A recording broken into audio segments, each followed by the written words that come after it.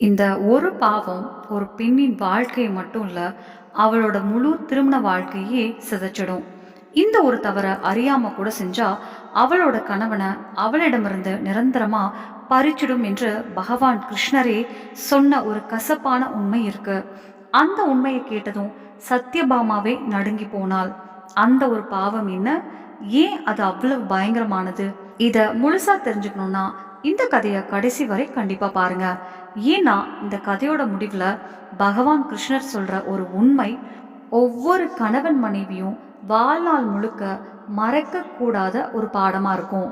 அன்று துவாரகையின் பரந்த அரண்மனையில ஒரு விசித்திரமான அமைதி நிலவுச்சு. வெளியே கடல் அலைகள் கரைய பலமா மோதிக்கிட்டே இருந்துச்சு. ஆனா அரண்மனைக்குள்ள மட்டும் நேரமே நின்னு போன மாதிரி ஒரு அமைதி. ராணி சத்யபாமா தன்னோட அறையில அமைதியா உட்கார்ந்திருந்தா. ஆனா வழக்கமா இருக்கிற அந்த புன்னகையோ முகத்துல இருந்த பொலிவோ அன்னைக்கு அவகிட்ட இல்ல. அவளோட கண்கள்ல ஆழமான யோசனையும் சொல்ல முடியாத ஒரு குழப்பமும் தெரிஞ்சது. நாள் முழுக்க அவளோட மனச உலுக்கி போட்ட ஒரு காட்சி திரும்ப திரும்ப அவ கண்ணு முன்னாடி வந்துகிட்டே இருந்தது. அன்னைக்கு கோவிலுக்கு வெளியே ஒரு வயதான பெண்மணி உட்கார்ந்து கதறி அழுதுகிட்டு இருந்தா. அவளோட கைகள் நடுங்கிக்கிட்டே இருந்துச்சு. கண்ணீரை நிறுத்தவே முடியல. மீண்டும் மீண்டும் வானத்தை பார்த்து, ஓ இறைவா, என்னிடமிருந்து எல்லாத்தையும் பறிச்சுட்ட அந்த பாவம் நான் என்ன செஞ்சேன், என்ன தப்பு பண்ணேன்னு கதறிக்கிட்டே இருந்தா. அந்த குரல்ல இருந்த வேதனை அங்கே போயிட்டு இருந்த எல்லாரோட மனசையும் உலுக்கிடுச்சு. அவளை கடந்து போனவங்க கூட நின்னு பார்த்தாங்க. ஆனா அவளோட கேள்விக்கு யாராலும் பதில் சொல்ல முடியல. அந்த பெண்மணிய பார்த்த நொடியிலேயே சத்யபாமாவோட மனசு கனத்து போச்சு. அந்த காட்சி அவளை விடவே இல்லை. திரும்ப திரும்ப அதையே நினைச்சுக்கிட்டே இருந்தா. அவளோட மனசுக்குள்ள ஒரே ஒரு கேள்விதான் சுத்திக்கிட்டே இருந்தது. உண்மையாவே ஒரு பெண்ணோட கணவனை அவளிடமிருந்து பறிக்கிற அளவுக்கு கொடிய ஒரு பாவம் இருக்கா? இல்ல இது எல்லாமே விதியா? இல்ல இதுக்கு பின்னாடி இன்னும் யாருக்கும் தெரியாத ஒரு பெரிய ரகசியம் இருக்கா? இந்த கேள்விதான் அவளோட மனசுக்குள்ள புயலா சுழல ஆரம்பிச்சது. இறுதியில இந்த ரகசியத்தை தெரிஞ்சுக்காம நான் அமைதியா இருக்க மாட்டேன் என்று சத்யபாமா முடிவு பண்ணினாள். அது இரவு நேரம். அரண்மனை முழுக்க நிலவொளி பரவி இருந்தது. ஸ்ரீ கிருஷ்ண பகவான் தன்னோட அறையில அமைதியா அமர்ந்திருந்தாரு. அவரோட கண்கள்ல எப்போதும் போல அந்த தெய்வீக ஒளி தெரிஞ்சது. எல்லாமே ஏற்கனவே தெரிஞ்சவர் மாதிரி அவரோட முகத்துல ஒரு மென்மையான புன்னகை இருந்தது. சத்யபாமா மெதுவா உள்ள வந்து கையை கூப்பி அவருக்கு முன்னாடி நின்னா. அவளை பார்த்ததும் ஸ்ரீ கிருஷ்ணர் புன்னகைச்சு, சத்யபாமா, இன்னைக்கு உன் மனசு ரொம்ப கலக்கத்துல இருக்கு. உன்னை உள்ளுக்குள்ள ஏதோ ஒன்று வாடிக்கிட்டு இருக்கு. என்னாச்சு சொல்லுன்னு கேட்டாரு. சத்யபாமா மெதுவா, இறைவா, இன்னைக்கு கோவிலுக்கு வெளியே ஒரு வயதான பெண்மணிய பார்த்தேன். அவங்க தன்னோட விதியையே சபிச்சுக்கிட்டு கதறி அழுதாங்க. என்னோட கணவனை என்னிடமிருந்து பறிச்சுக்கிட்ட அந்த பாவம் நான் என்ன செஞ்சேன்னு மீண்டும் மீண்டும் கேட்டுக்கிட்டே இருந்தாங்க. அந்த குரலை கேட்ட பிறகும் என் மனசுக்கு அமைதியே இல்லை. இறைவா, உண்மையாவே ஒரு பெண்ணோட கணவனை அவளிடமிருந்து பறிச்சிடுற அளவுக்கு ஒரு பாவம் இருக்கான்னு கேட்டா. ஸ்ரீ கிருஷ்ணர் ஒரு கணம் அமைதியா இருந்தாரு. அவரோட முகத்துல இருந்த புன்னகை மெல்ல மறைஞ்சது. கண்கள்ல ஆழமான சிந்தனை தெரிஞ்சது. சில நொடிகள் கழிச்சு சத்யபாமாவை பார்த்து மெதுவா பேச ஆரம்பிச்சாரு. சத்யபாமா, இந்த உலகத்துல காரணம் இல்லாம எதுவுமே நடக்காது. ஒவ்வொரு சந்தோஷத்துக்கும் ஒவ்வொரு துன்பத்துக்கும் பின்னாடி ஏதாவது ஒரு கர்ம வினையோட நிழல் கண்டிப்பா இருக்கும். ஸ்ரீ கிருஷ்ணர் சொன்ன அந்த வார்த்தைகளை கேட்டதும் சத்யபாமாவோட ஆர்வம் இன்னும் அதிகமாச்சு. ஒரு நொடி கூட காத்திருக்க முடியாம, இறைவா, அப்படின்னா அந்த வயதான பெண்மணி அனுபவிச்ச துன்பமும் ஒரு கர்ம வினையோட விளைவுதானா?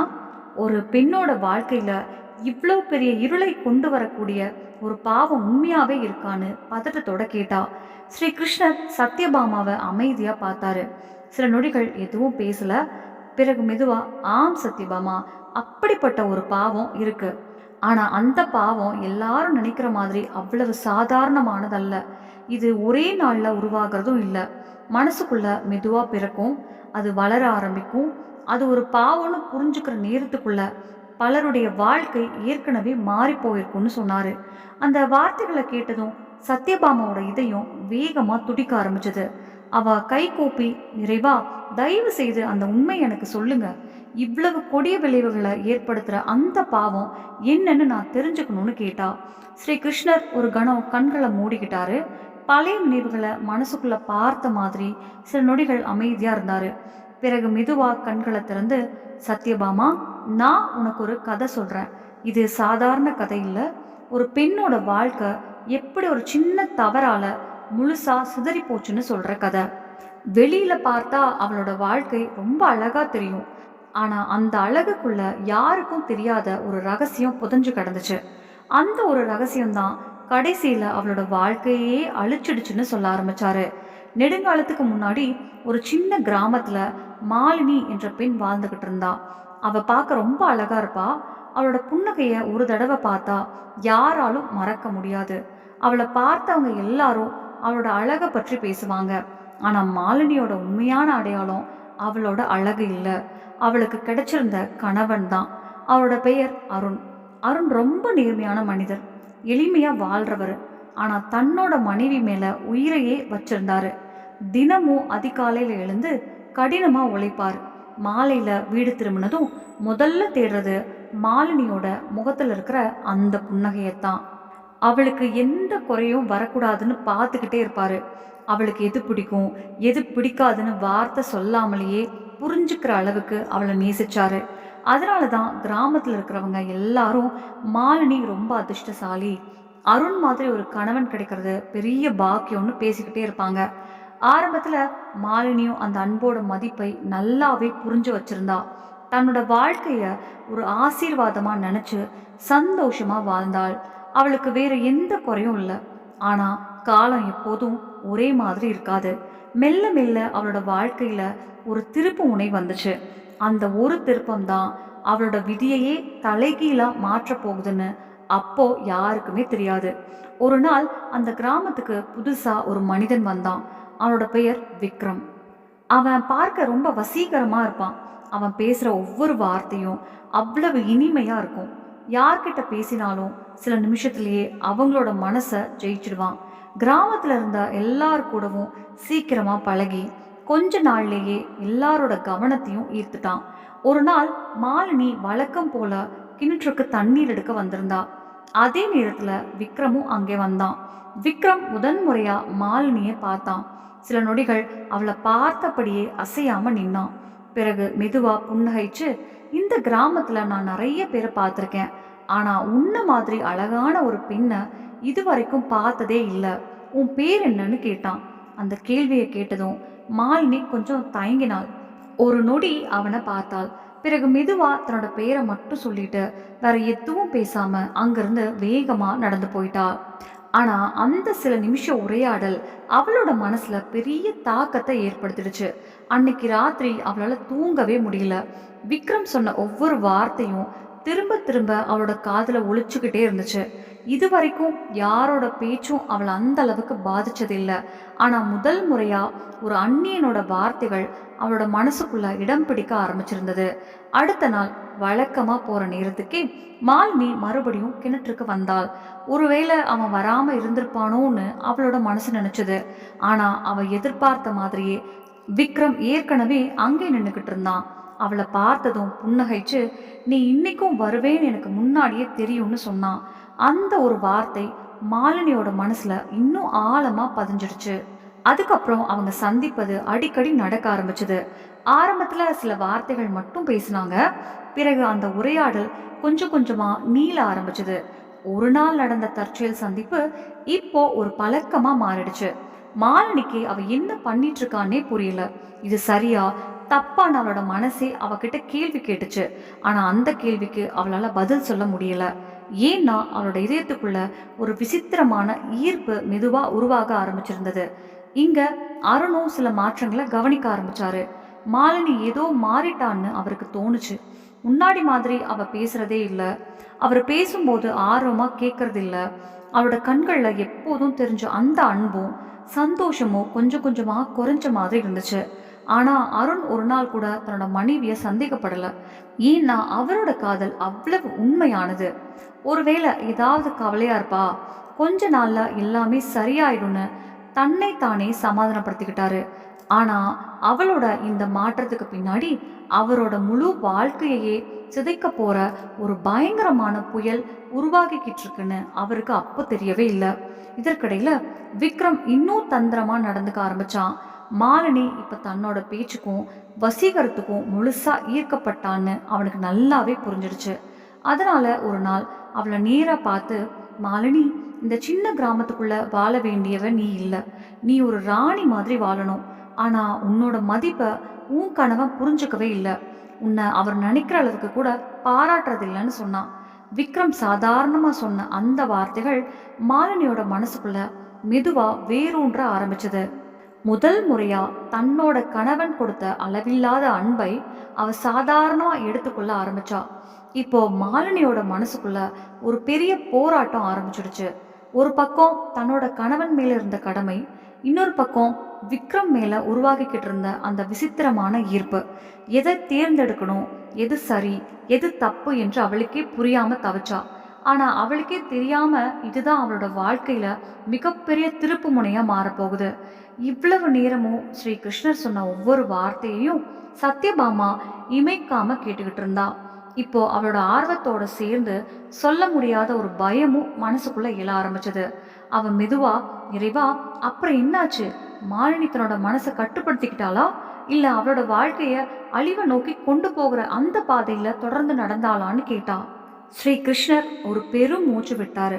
சத்யபாமா, மனிதனோட வாழ்க்கையில சில நேரங்கள்ல ஒரு சின்ன முடிவே அவனோட மொத்த வாழ்க்கையையும் மாத்திடும். மாலினியோட வாழ்க்கையிலும் அப்படிப்பட்ட ஒரு தருணம் வந்துச்சு. ஆனா துரதிர்ஷ்டவசமா அந்த சோதனையில மாலினி தோற்று போனாள். அவர் சொன்ன அந்த வார்த்தைகளை கேட்டதும் சத்யபாமா அமைதியா நின்னா. ஸ்ரீ கிருஷ்ணர் தொடர்ந்து பேச ஆரம்பிச்சாரு. நாளுக்கு நாள் மாலினியோட இதயம் விக்ரமோட பேச்சுக்கும் வசீகரத்துக்கும் முழுசா அடிமையாக ஆரம்பிச்சது. இப்போ அவ தினமும் ஏதாவது ஒரு காரணம் சொல்லிட்டு அவனை சந்திக்க ஆரம்பிச்சா. சில நேரம் கிணற்று பக்கத்துல, சில நேரம் வயல்வெளிக்கு போற பாதையில, இன்னும் சில நேரம் யாருமே பார்க்க முடியாத மாதிரி கோவிலுக்கு பின்னாடி. அவங்களோட சந்திப்பு நாளுக்கு நாள் அதிகமாயிட்டே போச்சு. அதோட மாலினியோட மனசும் கொஞ்சம் கொஞ்சமா தன்னோட வீட்டை விட்டு விலக ஆரம்பிச்சது. அவ அதை காதல்னு நம்பினா. ஆனா உண்மையிலே அது காதல் இல்ல, அவளோட வாழ்க்கையை அழிக்க வந்த ஒரு மாயை. இதற்கிடையில அருணோட மனசுக்கு மட்டும் ஏனோ அமைதியே இல்லை. ஏதோ தப்பா நடக்குதுன்னு அவருக்கு தோணுச்சு. ஆனா என்ன மாறுதல்னு மட்டும் அவரால் புரிஞ்சுக்க முடியல. ஒரு நாள் தைரியத்தை வரவழைச்சுக்கிட்டு மாலினி கிட்ட மெதுவா கேட்டாரு. மாலினி, என்ன ஆச்சு? கொஞ்ச நாளாவே நீ என்ன தவிர்க்கிற மாதிரி தெரியுது. முன்னாடி மாதிரி பேசுறதே இல்லை. நான் ஏதாவது தப்பு பண்ணிட்டேனா? அந்த கேள்வியை கேட்டதும் மாலினி சில நொடிகள் அமைதியா நின்னா. அவகிட்ட பதிலே இல்லை. கண்களை கீழே குனிஞ்சுக்கிட்டு, அப்படியெல்லாம் எதுவும் இல்லை, நீங்க தான் தேவையில்லாம யோசிக்கிறீங்கன்னு மட்டும் சொன்னான். அருண் அதுக்கு மேல எதுவும் கேட்கல. ஆனா அந்த பதில் அவரோட மனசுக்கு நிம்மதியை கொடுக்கல. சொல்ல முடியாத ஒரு வலி அமைதியா அவரோட இதயத்துக்குள்ள குடியேற ஆரம்பிச்சது. இதற்கிடையில விக்ரம் மாலினியோட மனசை முழுசாவே தன்னோட கட்டுப்பாட்டுக்குள்ள கொண்டு வந்துட்டான். ஒரு நாள் அவளை நேரா பார்த்து, மாலினி, உண்மையை சொல்லு. உனக்கு உன்னோட கணவனோட வாழ்றதுல சந்தோஷம் இல்லை. நீ அவரோட வாழ்றது காதலுக்காக இல்லை, கட்டாயத்துக்காகத்தான்னு சொன்னான். விக்ரம் அதோட நிறுத்தல. அவன் மாலினியோட கண்களை நேரா பார்த்து, நீ விரும்பினா இந்த வாழ்க்கையிலிருந்து நான் உன்னை கூட்டிட்டு போயிடுறேன். அங்க யாருக்கும் தெரியாம புதுசா ஒரு வாழ்க்கையை ஆரம்பிக்கலாம். உனக்கு பிடிச்ச மாதிரி வாழலான்னு சொன்னான். அந்த வார்த்தைகளை கேட்டதும் மாலினி அதிர்ச்சி ஆயிட்டா. ஒரு நொடி அவனோட மனசு தன்னோட கணவனை நினைச்சது. ஆனா அதற்குள்ளேயே பேராசையும் மோகமும் அவளோட மனசுக்குள்ள விதை போட்டுட்டு இருந்தது. ஒரு பக்கம் கடமை, இன்னொரு பக்கம் ஈர்ப்பு. அந்த ரெண்டு உணர்வுகளுக்கும் நடுவுல மாலினி தினமும் போராட ஆரம்பிச்சா. ஆனா நாட்கள் போக போக விக்ரம் மேல இருந்த ஈர்ப்பு தான் கொஞ்சம் கொஞ்சமா ஜெயிக்க ஆரம்பிச்சது. ஒரு நாள் ராத்திரி கிராமம் முழுக்க ஆழ்ந்த தூக்கத்துல இருந்துச்சு. எங்க பார்த்தாலும் அமைதி. அந்த அமைதிக்குள்ள மாலினி மெதுவா கண் திறந்தா. அவளோட பக்கத்துல ஆழ்ந்த தூக்கத்துல இருந்த அருணை அமைதியா பார்த்தா. அந்த ஒரு நொடியில அவளோட மனசுக்குள்ள குற்ற உணர்ச்சி எழுந்துச்சு. நான் செய்ய போறது தப்புதானோன்னு அவளோட மனசு அவளையே எச்சரிச்சது. ஆனா அடுத்த நொடியே அந்த எண்ணத்தை ஒதுக்கி வச்சுட்டு மெதுவா எழுந்து எந்த சத்தமும் இல்லாம வீட்டை விட்டு வெளியே நடந்தா. அவ விக்ரம சந்திக்க போய்கிட்டு இருந்தா. அன்னைக்கு நிலா ஒளி ரொம்ப அழகா பரவி இருந்துச்சு. ஆனா அந்த வெளிச்சத்துக்குள்ள கூட மாலினி நடந்த பாதை மட்டும் இருளா இருந்த மாதிரி தோணுச்சு. கொஞ்ச நேரத்துக்கு அப்புறம் அவங்க முன்னாடியே முடிவு பண்ணியிருந்த இடத்துக்கு அவ வந்தா. விக்ரம் ஏற்கனவே அங்க காத்திருந்தான். அவளை பார்த்ததும் சிரிச்சுக்கிட்டு, நீ வருவேன்னு எனக்கு முன்னாடியே தெரியும். ஏன்னா இப்போ உன்னால உன் மனசை கட்டுப்படுத்த முடியாதுன்னு சொன்னான். மாலினி எதுவுமே பேசல. ஆனா அவளோட முகத்துல இருந்த அமைதி அவளோட மனசுல ஏற்கனவே ஒரு முடிவு எடுத்துருச்சுன்னு சொல்லாமலே சொல்லிடுச்சு. அன்னைக்கு ராத்திரி ரொம்ப நேரம் அவங்க பேசிக்கிட்டே இருந்தாங்க. அந்த பேச்சு மாலினியோட வாழ்க்கையில இருந்த கடைசி எல்லையையும் உடைச்சிடுச்சு. அந்த ஒரு நொடிக்கு அப்புறம் திரும்பி போற வழியே இல்லை. அதே நேரம் வீட்டுல ஆழ்ந்த தூக்கத்துல இருந்த அருண் திடீர்னு கண்ணு விழிச்சாரு. வழக்கம் போல கையை நீட்டி மாலினி படுத்திருந்த இடத்த தொட்டு பார்த்தாரு. ஆனா அங்க யாருமே இல்லை. ஒரு நொடியில அவரோட இதயம் வேகமா துடிக்க ஆரம்பிச்சது. உடனே எழுந்து வீடு முழுக்க தேடினாரு. ஒவ்வொரு அறையா பார்த்தாரு. வாசல், சமையலறை, முற்றம், எங்கேயுமே மாலினி இல்லை. இப்போ அவரோட மனசுக்குள்ள பயமும் சந்தேகமும் ஒன்றாக எழ ஆரம்பிச்சது. உடனே வீட்டை விட்டு வெளியே ஓடினாரு. அந்த இரவு முழுக்க மாலினியை தேடிக்கிட்டே நடந்தாரு. அப்படி போய்கிட்டே இருந்தப்போ வழியில கிராமத்துல இருந்த ஒரு வயதான பெரியவரை சந்திச்சாரு. அருணோட பதற்றமான முகத்தை பார்த்ததும் அவரு, என்னப்பா அருண், இந்த நேரத்துல ஏன் இப்படி பதறிக்கிட்டு அலையிறன்னு கேட்டாரு. அதுக்கு அருண் நடுங்கிற குரல்ல, தாத்தா, மாலினியை காணோம். வீடு முழுக்க தேடிட்டேன், எங்கேயும் இல்ல. அவளைத்தான் தேடிக்கிட்டே இருக்கேன்னு சொன்னாரு. அந்த பெரியவர் அருணோட முகத்தை சில நொடிகள் அமைதியா பார்த்தாரு. ஏதோ ஒரு உண்மை அவருக்கு புரிஞ்ச மாதிரி இருந்துச்சு. ஆனா அதை அவர் வாயால சொல்லல. மெதுவா, போ, அவளை தேடிப்பாரு. ஆனா ஒரு விஷயம் மட்டும் ஞாபகம் வச்சுக்கோ, சில உண்மைகளை பார்க்க கண்கள் மட்டும் போதாது, அதை தாங்குற அளவுக்கு மனசும் வலிமையா இருக்கணும்னு சொன்னாரு. அந்த வார்த்தைகளோட அர்த்தம் அருணுக்கு அப்போ புரியல. ஆனா அவரோட கால்கள் மட்டும் விதி அவருக்காக காத்திருந்த அந்த இடத்த நோக்கி வேகமா நடக்க ஆரம்பிச்சது. இறுதியாக விக்ரமும் மாலினியும் சந்திச்ச அந்த இடத்துக்கு அருண் வந்துட்டாரு. அங்கே அவர் பார்த்த அந்த ஒரு காட்சி அவரோட இதயத்தை மட்டும் இல்ல, ஆன்மாவையே சிரிச்சிடுச்சு. அந்த நொடியில அவரோட உலகமே அவர் கண்ணு முன்னாடியே நொறுங்கி போச்சு. அவர் அப்படியே சிலை மாதிரி அசையாம நின்னுட்டாரு. கண்கள்ல இருந்து கண்ணீர் தானா வழிஞ்சுக்கிட்டே இருந்துச்சு. ஆனா அவரோட உதடுகள்ல இருந்து ஒரு வார்த்தை கூட வரல. அந்த அமைதியே அவர் மனசு எவ்வளவு உடைஞ்சிருக்கு என்பதை சொல்லாமலேயே சொல்லிடுச்சு. அந்த நேரம் மாலினியும் அருணை பார்த்துட்டா. அந்த ஒரு கணத்துல அவளுக்கு உலகமே சுழன்று போன மாதிரி உணர்ச்சி வந்துச்சு. எல்லாமே முடிஞ்சு போச்சுன்னு அவளுக்கே புரிஞ்சிடுச்சு. அருண் ஒரே ஒரு தடவை மட்டும் மாலினிய பார்த்தாரு. அந்த பார்வையில கோபம் இல்லை, சத்தம் இல்லை. ஆனா உடைஞ்ச நம்பிக்கையோட வலி மட்டும் நிறைஞ்சிருந்துச்சு. அவர் எதுவுமே பேசல, ஒரு வார்த்தை கூட கேட்கல. அமைதியா திரும்பி அங்கிருந்து நடந்து போயிட்டாரு. அந்த இரவுக்கு அப்புறம் அருண் பழைய அருணா இல்ல, அவர் முழுசாவே மாறி போயிட்டாரு. எப்போதும் பேசிக்கிட்டே இருப்பவர் இப்ப அமைதியா இருந்தாரு. அவரோட கண்கள்ல இருந்த அந்த ஒளி முழுசாவே மறைஞ்சு போச்சு. வேலைக்கு போறதையும் நிறுத்திட்டாரு. சாப்பாடு குறைஞ்சிச்சு. உடம்பு நாளுக்கு நாள் பலவீனமா ஆக ஆரம்பிச்சது. கிராமத்துல இருந்தவங்களுக்கு என்ன ஆச்சுன்னு புரியவே இல்லை. இவ்வளவு நல்ல மனிதர் ஏன் இப்படி மாறிட்டாருன்னு எல்லாரும் பேசிக்கிட்டே இருந்தாங்க. ஆனா அவரோட மனசுக்குள்ள கொந்தளிச்சுக்கிட்டு இருந்த அந்த புயலை யாராலையும் பார்க்க முடியல. இதற்கிடையில மாலினியும் நிம்மதியா வாழ முடியல. அவ செஞ்ச ஒவ்வொரு தவறும் தினமும் அவளோட மனசை குத்திக்கிட்டே இருந்துச்சு. குற்ற உணர்ச்சி அவளை நிம்மதியா ஒரு நிமிஷம் கூட இருக்க விடல. ஆனா அதுக்குள்ளேயே காலமும் கடந்து போச்சு. விக்ரமும் தன்னோட ஆசை நிறைவேறினதுக்கு அப்புறம் மாலினிய கொஞ்சம் கொஞ்சமா விட்டு விலக ஆரம்பிச்சான். முன்னாடி மாதிரி பேசுறதும் இல்ல, சந்திக்கிறதும் இல்ல. ஒரு நாள் யார்கிட்டையும் எதுவும் சொல்லாம மாலினிய தனியா விட்டுட்டு அந்த கிராமத்தையே விட்டு போயிட்டான். இப்போ மாலினியோட கையில மிஞ்சியது என்ன? குற்ற உணர்ச்சி மட்டும். அதோட அவளே அந்த வாழ்க்கைய உருவாக்கிக்கிட்ட அந்த வெறுமை மட்டும். இதற்கிடையில அருணோட உடல்நிலை நாளுக்கு நாள் மோசமாயிக்கிட்டே இருந்துச்சு. இறுதியில அவர் படுக்கையிலேயே முடங்கி போனாரு. சுவாசம் கூட மெதுவா குறைய ஆரம்பிச்சது. ஒரு நாள் அவர் தன்னோட கடைசி மூச்சையும் விட்டுட்டாரு. அவரோட உயிர் அமைதியா உடலை விட்டு பிரிஞ்சு போச்சு. அதே நொடியில மாலினியோட அலறல் சத்தம் கிராமம் முழுக்க எதிரொலிச்சது. அவ கதறிக்கிட்டே, இதெல்லாம் என்னோட தவறு தான், நான் தான் என்னோட கணவனை கொன்னுட்டேன்னு அழுதா. அந்த வார்த்தைகளை கேட்டதும் கிராமம் முழுக்க அதிர்ச்சியில உறைஞ்சு போச்சு. ஆனா அங்கிருந்த யாருக்குமே ஒரு விஷயம் மட்டும் தெரியல. அருணோட மரணத்துக்கு பின்னாடி இருந்தது ஒரு துரோகம் மட்டும் இல்ல, இன்னும் வெளியில வராத மிகப்பெரிய மிக ஆழமான ஒரு ரகசியமும் இருந்துச்சு. இதையெல்லாம் கேட்டதும் சத்யபாமா அதிர்ச்சியில உறைஞ்சு போனா. அவளோட இதயம் வேகமா துடிக்க ஆரம்பிச்சது. நடுங்கிற குரல்ல, இறைவா, இவ்வளோ பெரிய துன்பமெல்லாம் உண்மையாவே அந்த ஒரு பாவத்தோட விளைவுதானா? இல்ல இதுக்கு பின்னாடி இன்னும் ஏதாவது ஆழமான காரணம் இருக்கான்னு கேட்டா. ஸ்ரீ கிருஷ்ணர் இந்த முறை ரொம்ப தீவிரமா சத்யபாமாவை பார்த்தாரு. பிறகு மெதுவா, சத்யபாமா, நீ இதுவரைக்கும் கேட்டதும் பாதி உண்மை மட்டும்தான். உண்மையான காரணம் இன்னும் சொல்லவே இல்லை. அந்த காரணம் தான் இந்த கதையில இருக்கிற மிகப்பெரிய மர்மம். அதை கேட்டா உன் இதயமே நடுங்கும்னு சொன்னாரு. இந்த வார்த்தைகளை கேட்டதும் சத்யபாமாவோட உடம்பே சிலிர்த்து போச்சு. இதுவரைக்கும் கேட்ட கதையே அவளை உலுக்கி போட்டிருந்தது. இப்போ அதுக்கு மேல இன்னும் ஒரு ரகசியம் இருக்குன்னு தெரிஞ்சதும் அவளோட ஆர்வம் இன்னும் அதிகமாயிடுச்சு. அவ கை கூப்பி, இறைவா, தயவு செய்து முழு உண்மையையும் சொல்லுங்க. ஒரு பெண்ணோட வாழ்க்கைய இவ்வளவு மோசமா அழிச்ச அந்த ரகசியம் என்னன்னு கேட்டா. ஸ்ரீ கிருஷ்ணரின் முகம் இந்த முறை இன்னும் தீவிரமாயிடுச்சு. அவர் மெதுவா பேச ஆரம்பிச்சாரு. சத்யபாமா, நீ இது வரைக்கும் கேட்டதும் எல்லாமே வெளியில் நடந்த சம்பவங்கள். ஆனா ஒவ்வொரு சம்பவத்துக்கும் பின்னாடி கண்ணால பார்க்க முடியாத ஒரு காரணம் இருக்கும். பல நேரங்கள்ல கண்ணுக்கு தெரியாததுதான் உண்மையான உண்மை. அதுதான் இந்த கதையோட மிகப்பெரிய ரகசியம். சத்யபாமா மூச்சை கூட விடாம கேட்டுக்கிட்டு இருந்தா. ஸ்ரீ கிருஷ்ணர் தொடர்ந்து சொன்னாரு.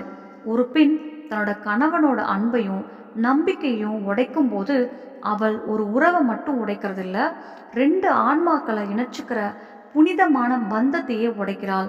அந்த பந்தம் இந்த ஒரு பிறவிக்காக மட்டும் உருவானதில்ல, பல பிறவிகளா தொடர்ந்த ஒரு புனிதமான இணைப்பு. அந்த இணைப்புக்குள்ள துரோகம் வரும்போது அது மனசை மட்டும் காயப்படுத்தாது, ஆன்மாவையும் ஆழமா காயப்படுத்தும். இந்த வார்த்தைகளை கேட்டதும் சத்யபாமாவோட கண்கள் பெருசாயிடுச்சு. அவ உடனே, இறைவா, அப்படின்னா மாலினி செஞ்ச செயல்கள் தான் அருணோட மரணத்துக்கு காரணமானு கேட்டா. ஸ்ரீகிருஷ்ணர் அமைதியா தலையசைச்சாரு. ஆம், ஆனா அது நீ நினைக்கிற அளவுக்கு அவ்வளவு எளிமையான விஷயம் இல்ல. சத்யபாமா, இப்போ நான் சொல்ல போறத கவனமா கேளு. ஒவ்வொரு மனிதனோட வாழ்க்கையிலையும் உயிர் சக்தின்னு ஒரு கண்ணுக்கு தெரியாத சக்தி இருக்கு. அது அவங்களோட வாழ்க்கைய ஒன்றாக இணைச்சு வச்சிருக்கிற மெல்லிய நூல் மாதிரி. அந்த நூல் உண்மையான அன்பாலும் அசைக்க முடியாத நம்பிக்கையாலும் இன்னும் பலமாகும். 2 மனசுகளும் உண்மையா இணைஞ்சு வாழும்போது அந்த உயிர் சக்தியும் வலிமையா இருக்கும். ஆனா அந்த நம்பிக்கை ஒரு முறை உடைஞ்சா அந்த மெல்லிய நூலும் பலவீனமா ஆரம்பிக்கும். அது முழுசா இருந்துட்டா வாழ்க்கையே சிதறி போகும். சத்யபாமா இப்ப முற்றிலும் அமைதியாயிட்டாள். ஸ்ரீ கிருஷ்ணர் தொடர்ந்து பேசினாரு. அருணோட அன்பு உண்மையானது, அவரோட நம்பிக்கை அசைக்க முடியாதது. ஆனா மாலினி அந்த நம்பிக்கைய உடைச்ச நொடியில அவரோட ஆன்மா ஆழமா காயப்பட்டுடுச்சு. அந்த அதிர்ச்சி சாதாரணமானது இல்ல, அது அவரோட உயிர் சக்தியையே கொஞ்சம் கொஞ்சமா பலவீனப்படுத்த ஆரம்பிச்சது. நாளுக்கு நாள் அவரோட மனசும் உடம்பும் சோர்ந்து போச்சு.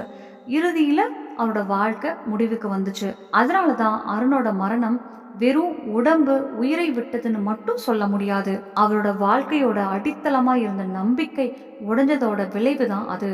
இந்த வார்த்தைகளை கேட்டதும் சத்யபாமோட கண்கள்ல கண்ணீர் நிரம்பிடுச்சு. நடுங்கிற குரல்ல, இறைவா, அப்படின்னா தன்னோட கணவனுக்கு இப்படிப்பட்ட துரோகம் செய்யற ஒவ்வொரு பெண்ணுக்கும் இதே மாதிரியான முடிவுதானான்னு கேட்டா. ஸ்ரீகிருஷ்ணர் அமைதியா புன்னகைச்சாரு.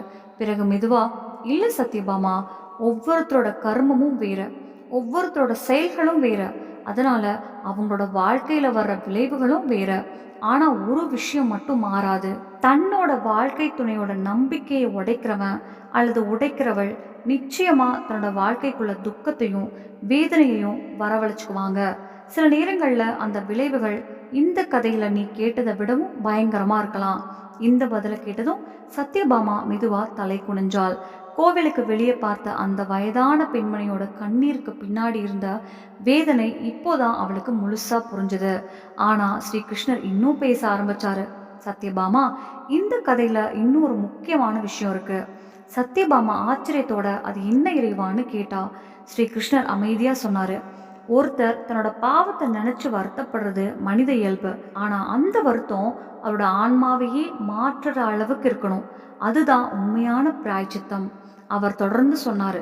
மாலினி தான் செஞ்ச தவற புரிஞ்சுக்கிட்டா, தினமும் குற்ற உணர்ச்சியில எரிஞ்சா, தன்னோட வாழ்நாள் முழுக்க சேவையிலையும் பக்தியிலையும் தன்னை அர்ப்பணிச்சு தன்னால முடிஞ்ச அளவுக்கு அந்த பாவத்துக்கு பிராய்ச்சித்தம் செய்ய முயற்சி பண்ணினாள்.